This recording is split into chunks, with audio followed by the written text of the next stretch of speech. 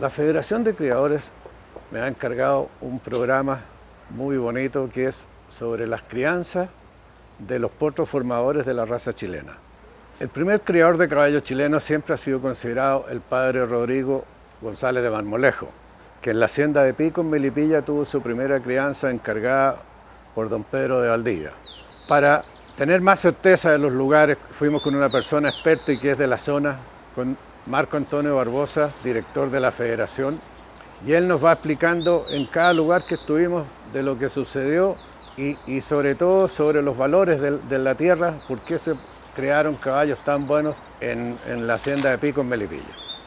Desde aquí, del Museo de la Chilenidad, los invitamos a ver este programa en el cual queremos demostrar el valor de la raza chilena pura, porque estamos hablando de 500 años de selección y a partir de Quilamuta ya hay registros establecidos y claro, en el Studbook número 1 se inscribieron 113 potros y de los cuales los 10 primeros nacieron en Quilamuta y de ahí en adelante el 80% perteneció a don Pedro de las Cuevas, así que estamos hablando de 15, 16 generaciones ininterrumpidas hasta el 2017 que estamos en este momento.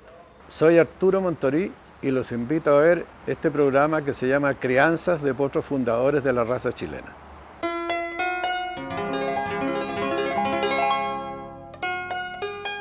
Vamos a hablar de Pico, lo que significó Pico en la crianza del caballo chileno y del clérigo Rodrigo González de Marmolejo. Pico era la comarca de los picunches, por eso viene la palabra pico de picu, picunche, picó, pico, que eran los nativos que vivían en lo que es hoy día Pomaire, todo el valle de Pomaire, La Palma, Valle Arauquito, hasta el Estero Puangue, y de ahí seguimos circundando el Estero Puangue hasta Esmeralda, a los límites con la Marquesa, camino a San Antonio, y el río Maipo. Esa era lo que comprendía el territorio de los picunches, que significa hombres del norte.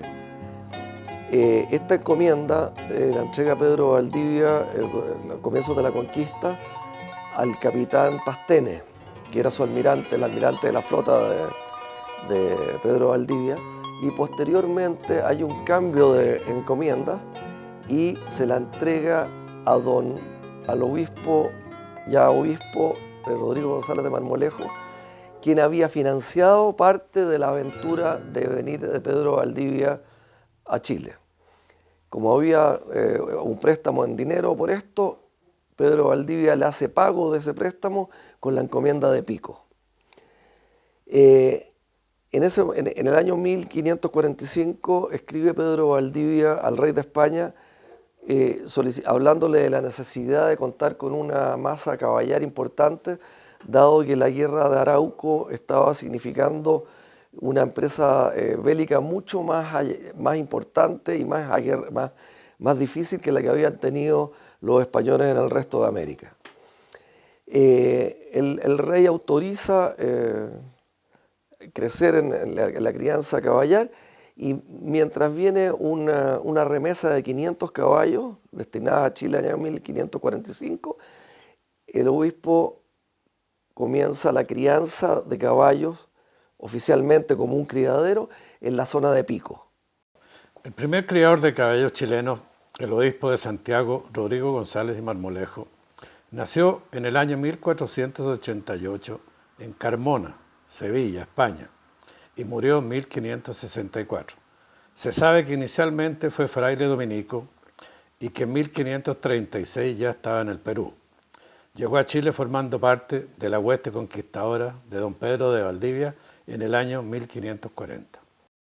Esta zona de Pico era ya a la llegada de los españoles un enclave agrícola muy importante, dado que los incas ya habían estado ahí y habían instalado un mitimae.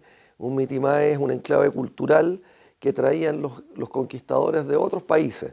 Se dice que el actual Pomaire o Pico era un pueblo de alfareros traídos de Ecuador, como una forma de inserción de una cultura ajena a la del país.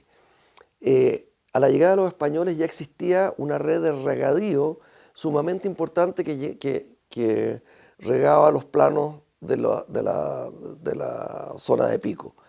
Ese canal actualmente sigue regando las tierras de ese sector y había un segundo canal también construido por los incas.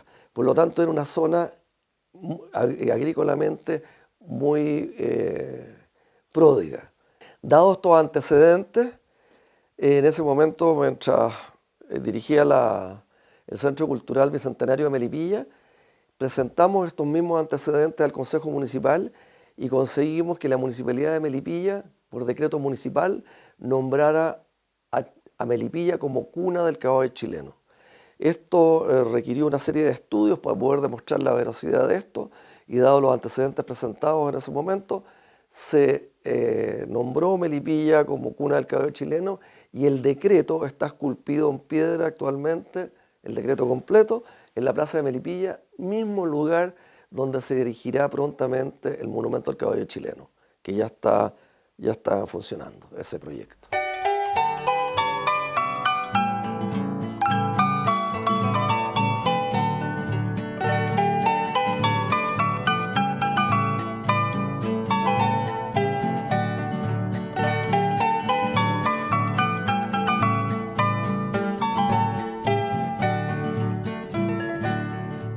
Bueno, sin duda que una de las razones que llevó a instaurarse en esta zona de Pico la crianza de caballos es por la excelente calidad de forraje y los tipos de los suelos más fértiles de la zona. En este momento estamos en un cerro que ha conservado la flora nativa que había en este lugar. Como no han sido cultivados, se ha conservado aquí. Y aquí hay un pasto que es fundamental en el desarrollo de la ganadería y la crianza del caballo. Se llama alfilerillo. Muchos de nosotros cuando niños hemos jugado al relojito, una semilla que uno la ponía en la lana y giraba. Esa es la semilla, por eso se llama alfilerillo, la semilla de este pasto. Esta es una leguminosa que aporta gran cantidad de proteína y es un pasto de excelente forraje. Y también van acompañados estas praderas o estas pasturas de gramíneas como bayicas originarias que hacen un perfecto complemento entre energía y proteína. Y por eso que eran zonas tan buenas para la crianza de ganado, tanto equino como vacuno. Por eso vinimos a este punto, porque en estas alturas de los cerros no se han producido cultivos, por lo tanto se ha mantenido la flora que había en el lugar, en los bajos, que seguramente cuando vayamos a los lugares de cultivo en el plano ya no existen naturalmente por el tratamiento de herbicidas y los cultivos que durante siglos se han mantenido aquí. Pero esta es la reserva del pasto originario.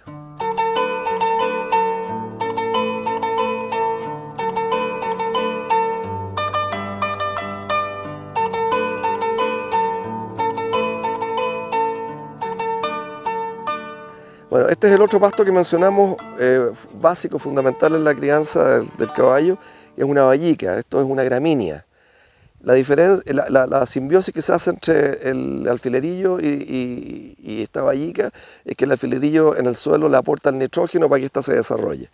Esto es fundamental en la dieta equina. Todo el Norteamérica, que es de donde es originario el caballo en el mundo, las grandes praderas son de gramínea. Este pasto en esta zona alcanza sobre el 1,50 m. Acá está recién emergiendo, pero en estos terrenos buenos la bayica puede llegar a 1,50 m de altura. Bueno, sumado las gramíneas como esta bayica y el alfilerillo, también los caballos y el ganado vacuno ramoneaba mucho aquí. Hay mucho arbusto que es de gusto de los animales, como la aquila y otros arbustos, peumo, etc.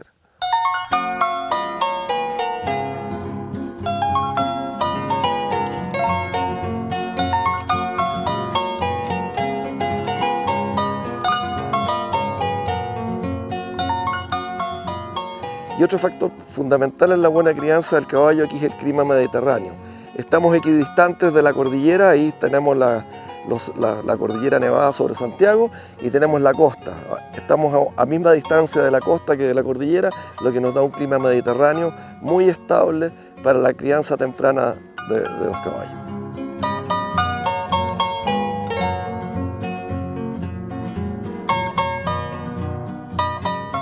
Bueno, aquí estamos en la cuesta de Yopa. Cuando veamos los planos de Pico, de la encomienda de Pico, vamos a ver la importancia que tiene la cuesta de Yopa, que une los valles de La Palma, cercano a Pomaire, con Mayarauco. Y en esta puntilla, parte de la cuesta de Yopa, estamos a mi espalda, vemos el valle de San José y Puangue, que es el camino que une Melipilla con Casablanca, que es el antiguo camino de carretas del tiempo de la conquista. Y a mi mano derecha está La Palma, que es la parte más fértil que tenía la zona de Pico, que es donde se asentaron los criaderos y donde vivían los indios picones. Y a mi izquierda está el valle de Mayarauco, que parte de él, la sección de Mayarauquito, también pertenecía a Pico, donde después va colindando por el estero Puangue hasta la zona de Esmeralda.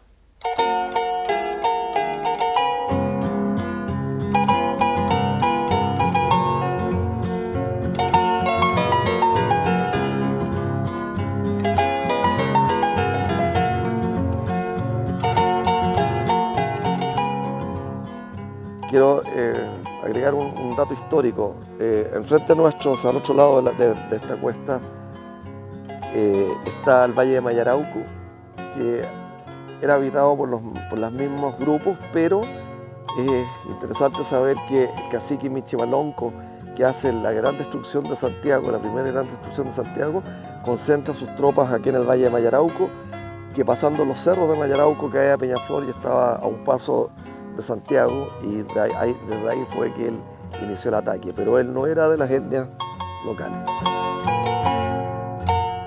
El pueblo de Pomaire es el único vestigio que queda de época de la colonia.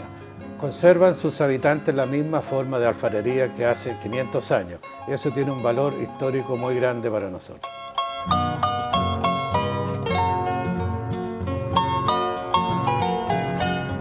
Estamos en el sector de La Palma, y aquí están los valles más fértiles de la hacienda de Pico. Aquí se criaron los maravillosos caballos en sus inicios que sirvieron a don Pedro Valdivia para la Guerra de Arauco. Como podemos ver en la actualidad, es una zona riquísima de frutal y que abastecen Santiago y toda la capital.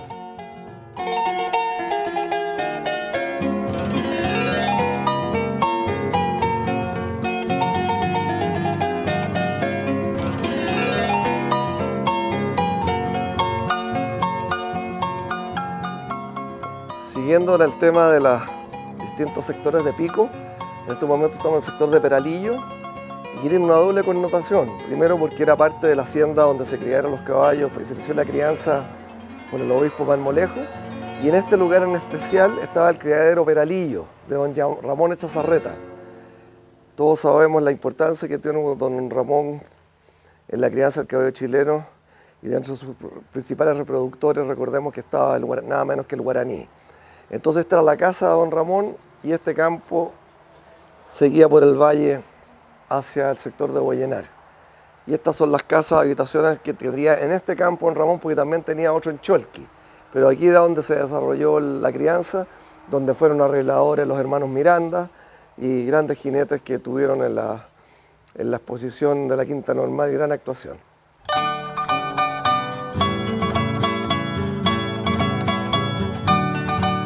Vamos a terminar de recorrer el valle de Pico y seguimos con el alfilerillo y las vallicas y los pastos abundantes. Este es el límite norte de la encomienda de Pico, este es el estero Puangue que viene de las aguas que vienen bajando de las cordilleras de Coyihuay, vía Curacaví, María Pinto, y aquí estamos en Boyenar. Y este estero va dando la vuelta, marcando el límite norte y norponiente hasta llegar a la localidad que conocemos actualmente de Puangue, donde junta con la hacienda La Marquesa. Este es el límite final de la gran encomienda de Pico, donde se desarrolló la primera crianza del caballo chileno, dirigida por don Rodrigo, el clérigo don Rodrigo González Marmolejo.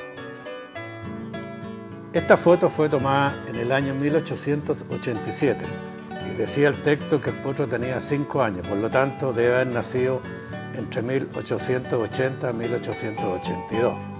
La montura es típica del chileno antiguo, compuesta de cascos sin pellones. Este es un caballo de origen quilamutano que estaba en el criadero Macul de don Arturo Cousiño. Este lugar, en la actualidad, hoy día 2017, es la sala de venta de la Viña Cousiño, y aquí seguramente fue donde se tomó la foto del caballo que mencionamos. Estamos en el fondo de la encomienda de la familia Vicuña Lambert y estamos situados aquí porque estamos frente a lo que fue el camino real que unía Santiago con Valparaíso a través de Pico y Casablanca.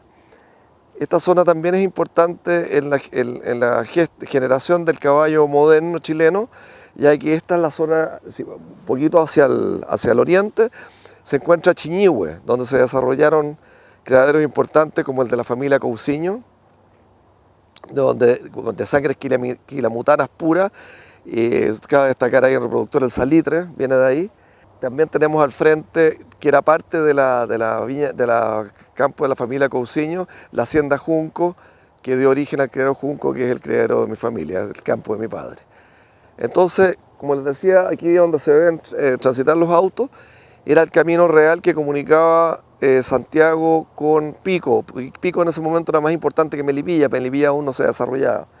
Este camino salía de Santiago, cruzaba el río en el monte, el Paso San Miguel que se llamaba.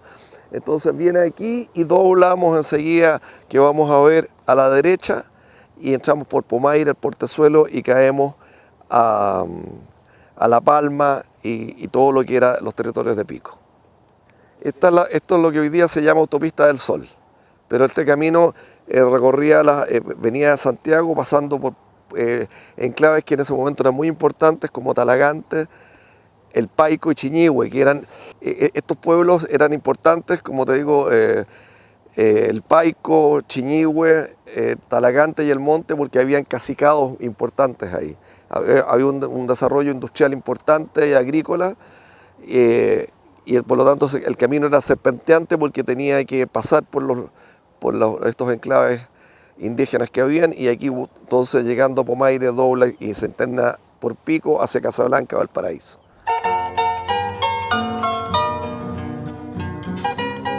De la familia chiñiguana entraron al Studbook los siguientes caballos: el chiñiguano, el salitre y el mechero. Se dice que el chiñiguano fue un famoso generador originario de la hacienda Chiñihue del departamento de Melipilla y de propiedad de don Juan Agustín Alcalde. La familia caballar formada en Chiñihue se distinguió siempre por sus excepcionales aptitudes al trabajo de todos sus individuos, siendo la docilidad y resistencia a las fatigas las cualidades que más se hacían notar en los caballos de esta procedencia. La batalla de Maipú tiene mucha relación con los caballos quilamutanos, por eso pasamos a relatar lo que sigue. El general español Mariano Osorio, el 5 de abril de 1818, luego de la batalla y derrota de Maipú, huyó al sur por Melipilla, y por ello quedaron diseminados en Quilamuta más de 200 de sus caballos, venidos de Los Ángeles y Concepción, muchos de ellos criados en la hacienda Las Canteras de don Bernardo Higgins, cuyos más de 2.000 ejemplares le habían sido robados algunos años antes.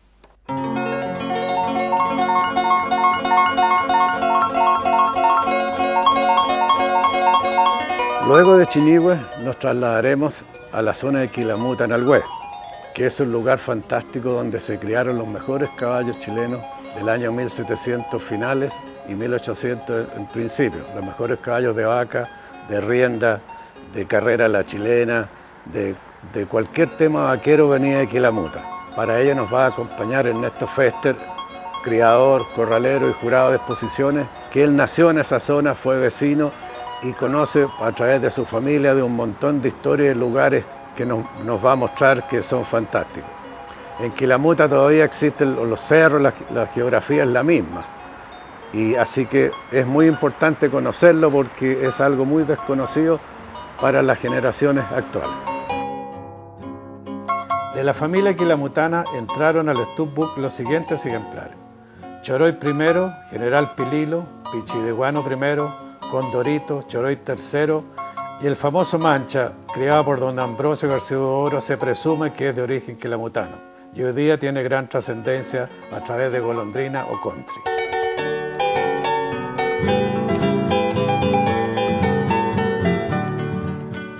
Ernesto, estamos aquí en Quilamuta y queremos saber tu relación con este lugar tan histórico para el caballo chileno. Bueno, Arturo, mi relación con Quilamuta es de niño, ya que yo me crié en Valdebenito, en el campo de mi abuela Carmen Ojeda de Moraga, y la hijuela nuestra, de mis padres, digamos, estaba justamente colindando con la hacienda Quilamuta. Así que me crié viendo Quilamuta toda la vida, digamos, mirando los cerros, recorriendo. De hecho, pasábamos de un campo a otro avanzando caballos nuevos y laceando y qué sé yo, en los paseos al Morro Quilamuta allá arriba para el 12 de octubre, que era la misa, ¿no es cierto? Así que como tengo recuerdos de la infancia muy bonitos de haber recorrido esta hacienda maravillosa, tan fértil, ¿no es cierto? Tan agrícolamente además tan importante. Los caballos llamados quilamutanos provenían de esta hacienda de Quilamuta, que es colindante con el Güe, y que junto con las serranías de las haciendas Carén y Pinche formaron una sola estancia que fue de propiedad de 1790 hasta 1813 de don Santiago Valenzuela, pasando después a los señores José Cutiño y José María Torres hasta 1843, y después a los señores Santiago Ramón Toro en 1853, que eran los dueños del Güe. Origen de los famosos quilamutanos. Dice don Uldaricio Prado: durante la primera mitad del siglo XVIII hubo hacendados que fueron considerados como poseedores de los mejores caballos, tipos de alzada o de paseo, y de corredores en vacas y de carrera, y cuyo nombre derivaba de la hacienda, región o el apellido del propietario, como los quilamutanos. Entre ellos sobresalían los de Pinche, que pasó a ser hacienda de don Lorenzo Bravo probablemente en 1820. En poder de la familia Toro alcanzaron su mayor fama, pero eran también muy conocidos en tiempos de don Santiago Valenzuela. Las cualidades de excelentes trilladoras, caballos de tipo pequeño, mejores para los servicios de rodeo, corredores de vaca y apropiados para las faenas agrícolas en terrenos accidentados.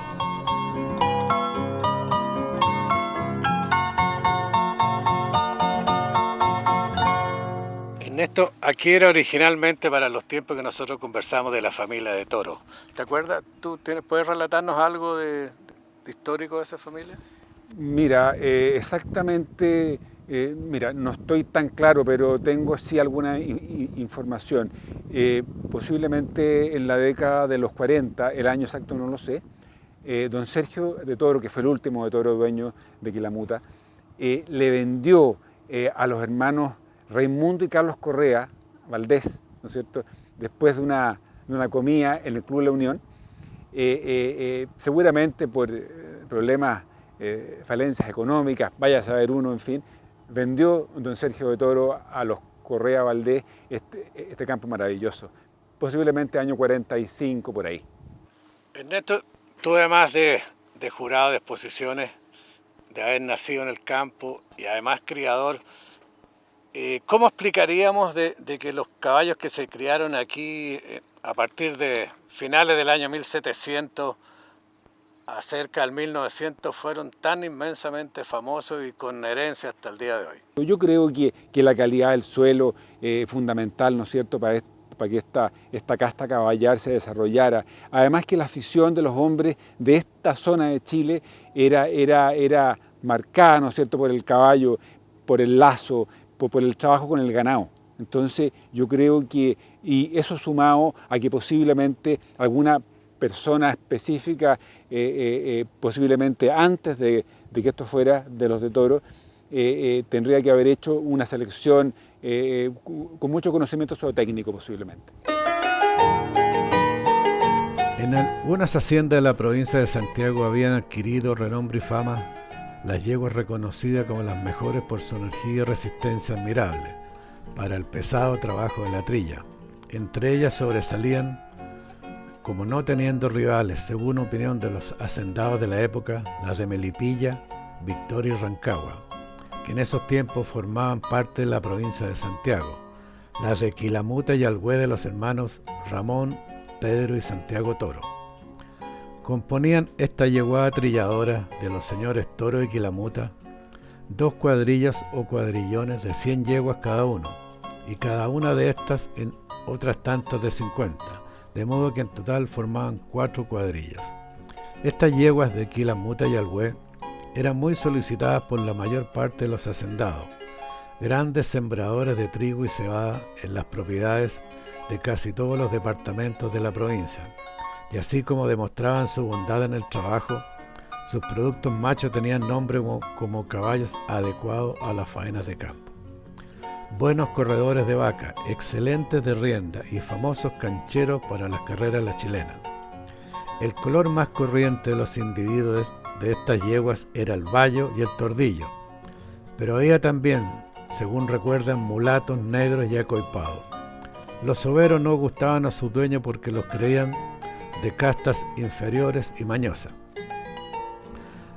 La cualidad sobresaliente de la casta quilamutana hizo que la mayor parte de los propietarios de las grandes haciendas, para establecer sus crianzas, a lo menos los potros o padrones eran solicitados a Quilamuta.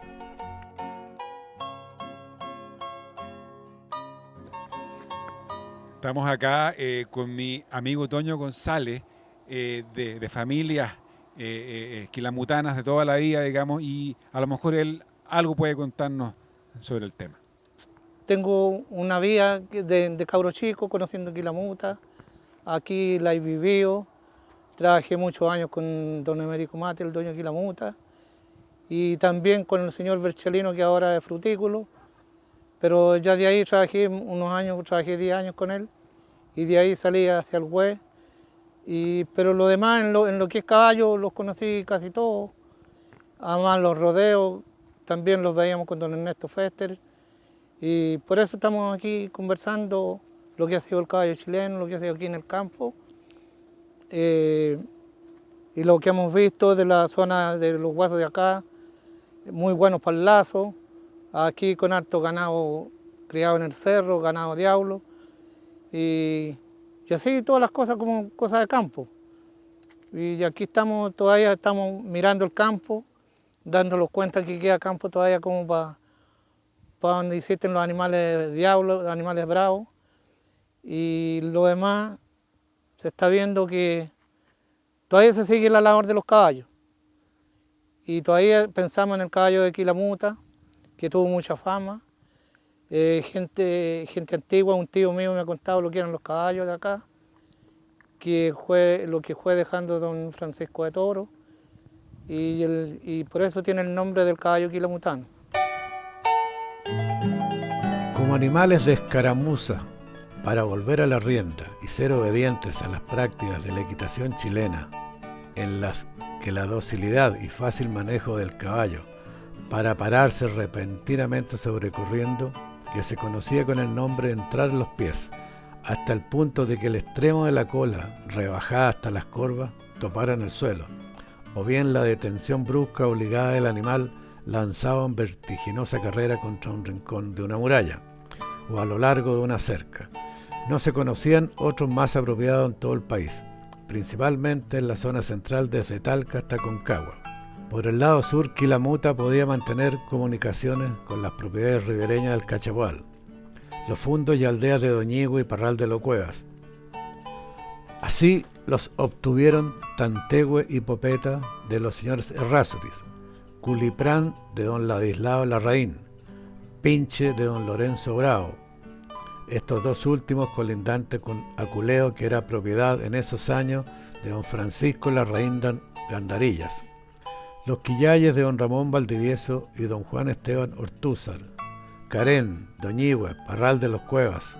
Luego los quilamutanos llegaron más tarde a Melipilla, donde don Ángel Ortúzar, San José de Mayarauco, de don Patricio Larraín Gandarilla, Mayarauquito, de don Tomás Tocornal, Pahuilmo, de don Juan de la Cruz Osorio, dueño además de la Patagüilla, y Lobo Valle, gran aficionado al caballo. Un gran agricultor de esos tiempos, don Estanislao Arlegui contribuyó a la expansión del buen caballo quilamutano, con su vida de constantes trabajos agrícolas, pasaban distintos fundos que arrendaban.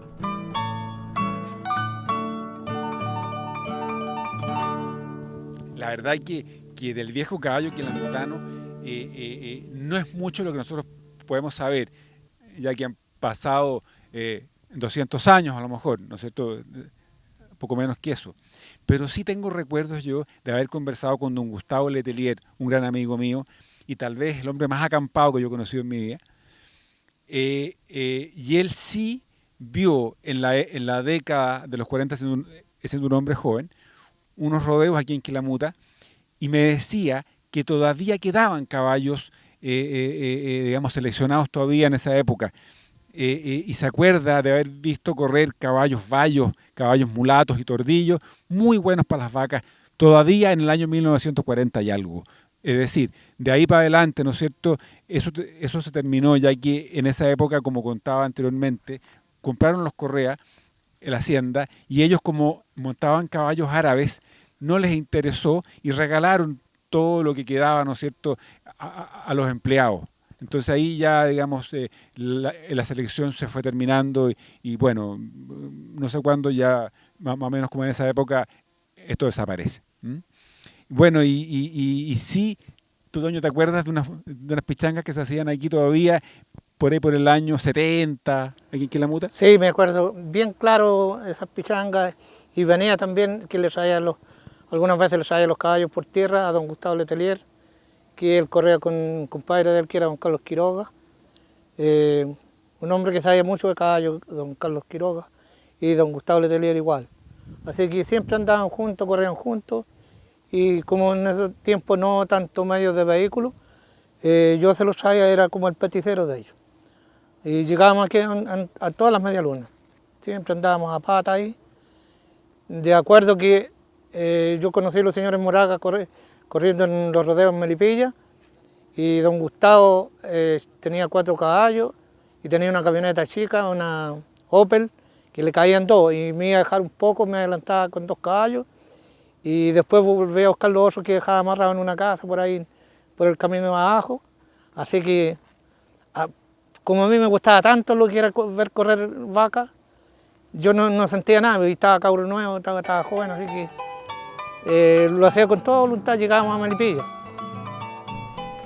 La hacienda San José de Melipilla, por las importantes relaciones de familia que tuvieron sus dueños, siendo el primero don Pedro Prado, siguió don Ángel Ortuza y después don Juan de Dios Correa, que tuvieron mucha influencia en la expansión del quilamutano. La extensa hacienda de la compañía de propiedad del señor Correa, don Vicente Ortuza de la hacienda Requinoa y San Fernando, las grandes propiedades de los señores Luco en Angostura de Paine y en Aconcagua, en hacienda Bichiculén, tuvieron yeguas quilamutanas como base de sus crianzas. Por todas ellas se extendió el caballo quilamuta yagüe por sus excelentes cualidades, debido al ejercicio de la gimnástica funcional que los hermanos Toro ejercieron en sus caballos y la calidad de sus yeguas trilladoras. Luego vinieron en competencia yeguas trilladoras de don Lorenzo Bravo, Bravinas, y las de Allegui llamadas Naltagüinas, y las de Aculeo, Aculeguanas y muchas otras más. La región de Quilamuta Alhué debemos considerarla, por lo tanto, como la verdadera matriz o fuente de origen de los mejores individuos de la población caballar chilena de la región central.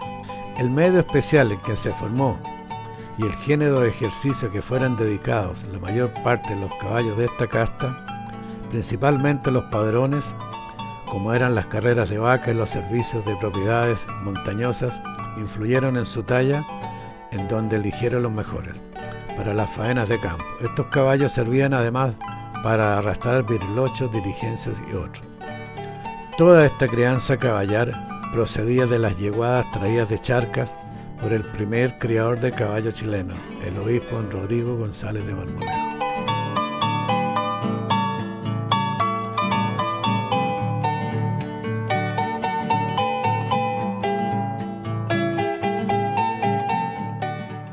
Bueno, además teníamos al gran historiador don Francisco Antonio Encina, al otro lado de los cerros altos que tengo aquí para el sur, en su gran hacienda El Durazno, ¿no es cierto?, que era vecino con mi bisabuelo Pedro Mujica, eran vecinos. Uno era dueño de Casas Viejas del Durazno y don Pancho era de la Hacienda del Durazno.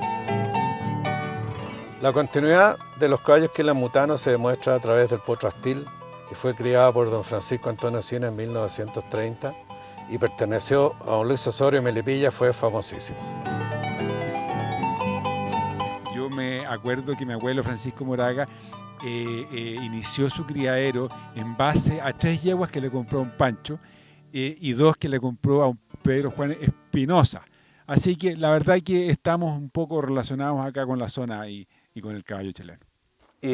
Para terminar, digamos, podemos ver que la Muta es un centro muy antiguo, ¿no es cierto?, donde tienen que haber influenciado mucho en cuanto a la calidad de los caballos en la zona central, porque estamos acá, ¿no es cierto?, cerca de los caballos durazninos, muy cerca de los caballos de don Pedro de las Cuevas, ¿no es cierto?, atravesando estos cerros que tengo aquí al lado oriente, está Doñihue, ¿no es cierto?, y hacia el lado norte está Culeo.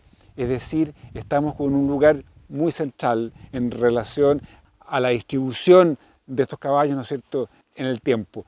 Y bueno, morfología por el lado de los caballos durazninos, calidad vaquera por los caballos, digamos, de Aculeo. Así que ahí podemos unir, ¿no es cierto?, todo lo que es la importancia del caballo nuestro, que estamos intentando que día a día unir, ¿no es cierto?, lo que es la morfología con el rodeo.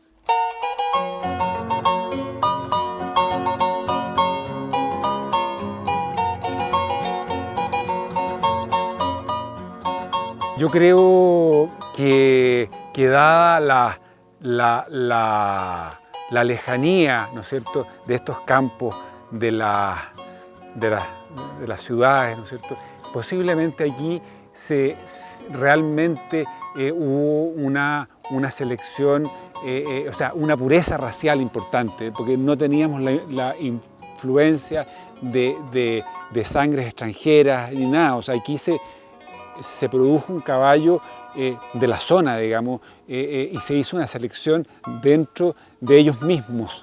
Entonces, yo creo que racialmente el caballo quilamutano debe ser muy puro.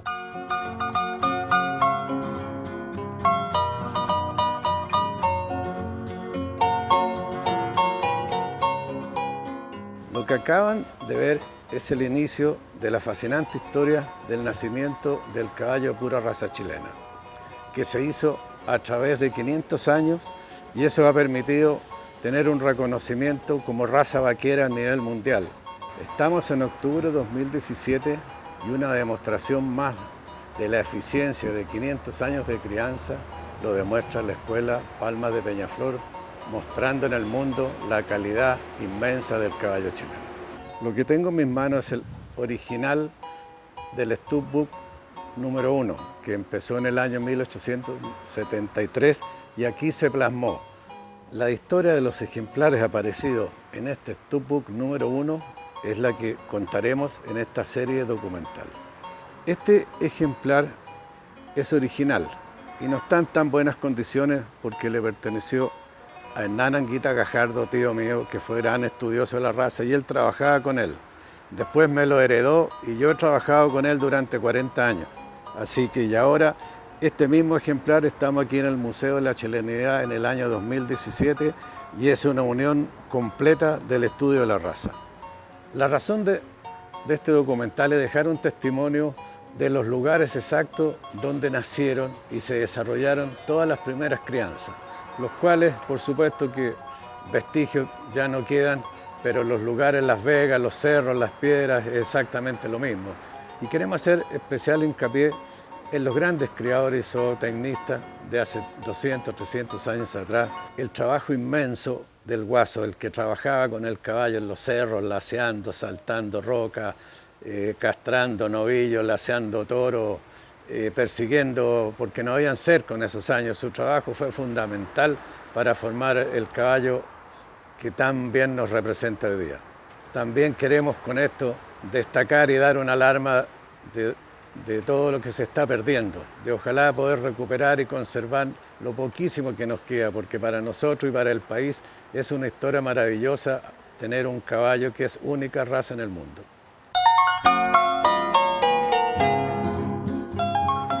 Los invitamos a ver nuestro segundo capítulo, que es la fascinante historia de los caballos cuevanos. Ahí conocimos la hacienda Quimávida, que es donde se reunía don Pedro de las Cuevas con los hermanos Carrera, que eran sus primos, y también los cerros donde le pasaba caballos al héroe Manuel Rodríguez. ¿Su familia de cuánto que está aquí en estas tierras? Aquí deben estar del año 1700 y tanto. 1700. Porque han pasado como 6, 7 generaciones ya. Los caballos cuevanos tienen una importancia tal que el 90% de las líneas paternas hoy día las crió don Pedro de las Cuevas.